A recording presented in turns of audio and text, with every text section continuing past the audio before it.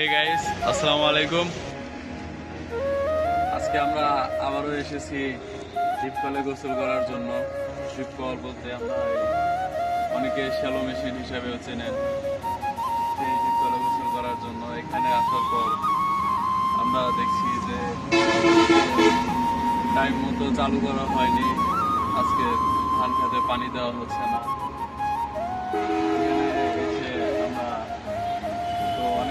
অপেক্ষা করছি, এখন আরো কিছুক্ষণ অপেক্ষা করব, দেখি ডিপ কলটা চালু করে কিনা। আজকে আপনাদের সাথে অন্য কিছু শেয়ার করি, আসেন আমার সাথেই আসেন।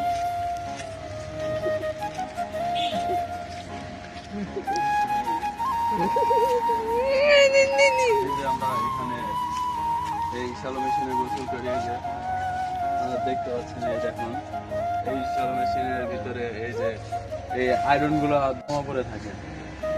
এই যে আপনারা দেখতে পাচ্ছেন, এই যে এখান দিয়ে দেখতে পাচ্ছেন আয়রন দিয়ে একদম ভরা।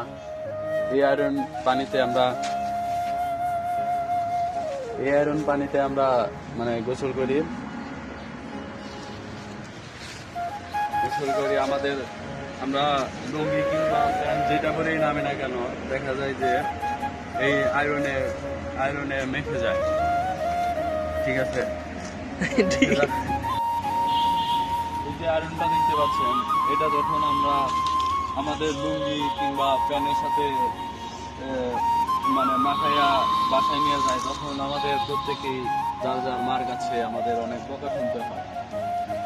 তারপরেও আমরা এখানে আসি গোসল দেওয়ার জন্য। এখানে গোসল করে এই ঠান্ডা পানিতে গোসল করার ভিতরে যে শান্তি, সেটা আমরা এই গরমের ভিতরে অনেক শান্তি লাগে। তার জন্য আমরা এখানে এই বাসায় বকা খাওয়ার পরে এখানে আসি।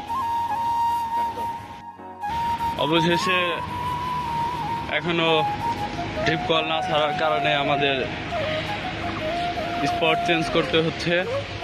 এখন অন্য জায়গায় যাব, দেখি ওখানে পাই কিনা।